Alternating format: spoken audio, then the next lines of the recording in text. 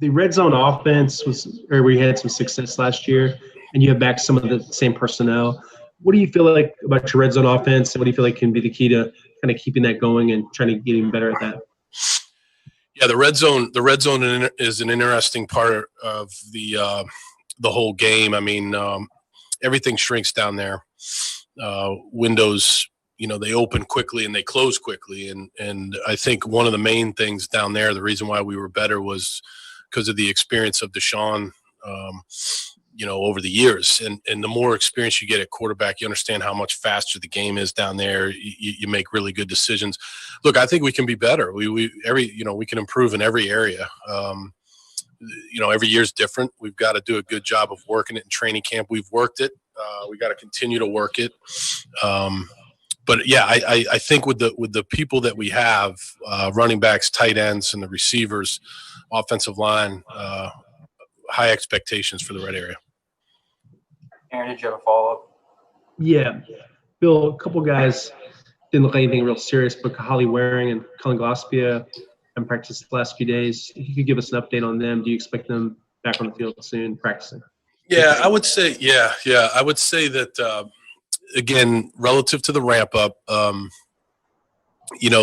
at a certain phase. Their hamstrings are a little sore, so we're going to make sure that we do a good job of bringing them back properly. Again, I think one of the things, just speaking for myself, I don't know about any other team in the league, but without an off-season program, it's been, like I've said to you guys before, the ramp up for each individual player is a little bit different. So, those two guys are practicing. They're working mostly on the side, but they'll be back at some point.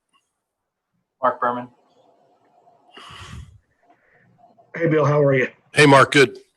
What is the balance between making sure Deshaun gets all the reps that he needs and still getting the reps for your backup quarterbacks, AJ and Alex, those guys, like things like that? Yeah, it's definitely a balance. I think that obviously Deshaun, gets the majority of the reps, but we've got to make sure that AJ gets a good amount of reps. And Alex, it's tough because he just doesn't get a lot of reps. So just because if you gave everybody an equal amount of reps, you'd be running 100 plays of practice, and that's hard. That's hard to do relative to how we have to ramp these guys up. So Deshaun gets the most. AJ's got to take advantage of his reps, and we have to make sure that we have AJ ready to play. But those guys just won't get as many as Deshaun. What is it like in this, I guess, abbreviated camp? Normally in camps, you'll have an extra punter here, maybe. You might have an extra kicker here, but that's just not the case this go around, is it? Yeah, no. I mean, you have an 80-man roster. You're very close to being down to what your team is, right? So you have a 53-man roster eventually with a 16-man practice squad, 69 players. So, you're a lot closer to what your team is going to be than you were in past years. Now we do have workouts where we're bringing guys in, emergency list guys that may compete to be on the roster at some point in time. So we're doing that. Matt Bazergan is leading that charge.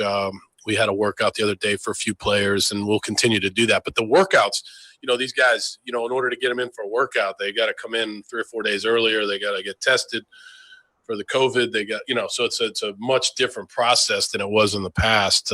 Plus, one of the rules says you have to have an intent to sign them, which, I don't know what that means. That's pretty gray, but we're working through all those things. Aaron Reese. Hey, Bill, you talked last year when you got Garyon and Vernon about kind of just targeting former first-round guys who had still time left on their rookie deals and stuff. What was it about Garyon specifically that you learned before trading for him that you thought would make him successful with the change of scenery? And what do you think he'll be able to do in year 2 now that he has a little more comfort in the system and just being around here? Yeah, we had scouted Garyon coming out of Ohio State. We liked his size. We liked his ability to make plays on the ball. I mean, he made a lot of plays on the ball in college. He made plays on the ball in Oakland. He's dealt with some injuries, and he's, still kind of working through those things. He's a good football player. And at the point in time that we traded for him, we had received a 3rd-round pick from Seattle. I thinking we turned that into Garyon Conley. So, we felt like that was a good move for our team based on where we were at that position. And he's come in this year. He's comfortable with what we're doing. I think that he'll make a good jump in our system this year. Randy. Morning, Bill. Hey, Randy. Justin Reid, tell us what you've seen out of him and just the continued development of him back there, the leadership, big-time playmaker. What do you like most about Justin back there? Yeah, I mean, he's a very, very smart player, very athletic player, really good tackler, tough, good ball skills, made a couple really nice plays yesterday, made a big play on a screen play that really had a chance to go a long way yesterday, and he avoided the blocker and came up and did a good job on the ball carrier. So, yeah, he's a good player, smart, cares about the team. Like we always talk about, he's definitely DTS. He's dependable, tough, and smart, no doubt about it. We'll go 3 more. Christy.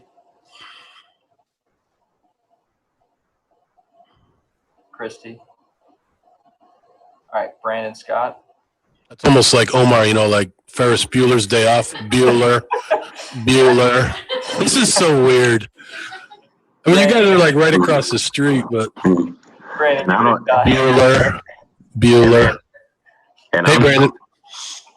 Hey, Bill, and I'm at home. I'm not at the studio. I have those problems at home, so Yes, sir. I hope this goes well. But Bill, I think it was yesterday you mentioned Kiki QT having a really good camp. Could you tell us a little bit about what you're seeing specifically that you like from him at camp, and what is it that you need to see from him going into his 3rd year? Yeah, I think, some guys it takes a little bit longer. Kiki's had to deal with injuries, and then when he's played, he's been very productive. I mean, you remember his rookie year, he had a big game against Indianapolis.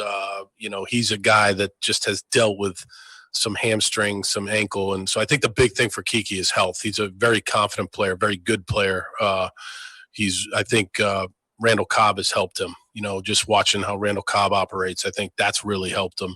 He's had a good camp. I think he's done a good job returning punts in camp, and in addition to his receiving duties. And, he just needs to keep it going. And the big thing is health, which is really the case with a lot of guys. It's just some of their journeys to a consistent career take a little bit longer than other guys. And some of it's just luck, it's either bad luck or good luck. So I think that he's on the right track. All right, Christy, let's give it a shot. Okay, Bill, can you hear me now? Yeah. Hey, Christy. Okay. Sorry about that. No problem. Because there are no preseason games this season, are there any different things or certain drills that you need to concentrate more on in practice just to make sure that y'all are prepared for these in-game situations? I don't know if this is something that you think about or if it's even an issue.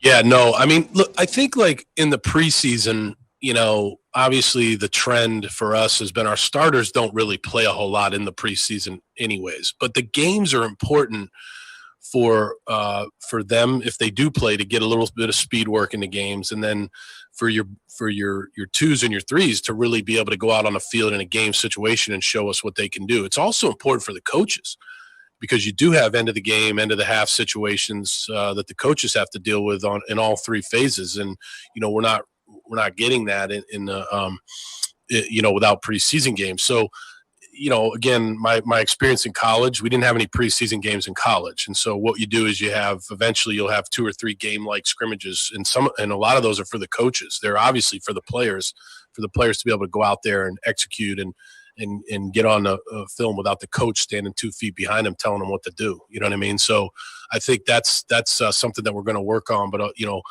that's something that I'm hopeful that my experience in college, where we had no preseason games and you had scrimmages, that helps you get ready for the first game. Aaron Wilson. With special teams, it always flies under the radar, but 3 of the transactions you guys got done, getting Brian Anger signed an extension, Kaimi Fairburn, and also having John Weeks back. Your thoughts on each of those guys, just a little thumbnail, and having them back. Anger in particular seemed like he gave you guys a boost last season. Thank you. Yeah, it was important for us. All 3 of those guys are important parts of our team. And Kaimi, he's won games for us in the past. I mean, he's got a really strong leg, very talented kicker. He can make all the kicks that we ask him to make, and so he's it's important for us to have him, and that's why we extended him. And he's doing a good job in training camp. Had a really good day kicking off yesterday. Brian did a good job. Very mature guy, good pro. Been around a little bit. Came in here and did a good job for us, and wanted to bring him back. And he's ramping up and getting ready to be as good a punter as he can be. Hopefully we're not punting too much. And then John Weeks, he's been here forever, right? He's just a great guy, great teammate. He's a leader, takes a lot of pride in what he does. When you have a long snapper that you can really count on, especially as a snapper, that's a big deal. And we were glad to be able to bring him back. Last one from Mark Berman. Bill, I know it's a relatively small sample. What have you seen from Ross Blacklock early going? Ross has done a good job. I mean, I think it's hard. He came from a system at TCU where he was really well coached. He was on the move a lot, so he was slanting and angling a lot up front. And we do that. We definitely do some of that, but we also, we also play base blocks. He's got to be able to play the block. And he's good. He's strong, really good guy. He's quiet. He works hard. He's been out there every day. You can tell, just from him being out there every day, being coached by Weave, he's getting better and better. So, we have high expectations, obviously, for Ross. And if he stays out there every day and keeps grinding, he's going to be a good player. Okay. Thanks, Bill. Thank you, guys.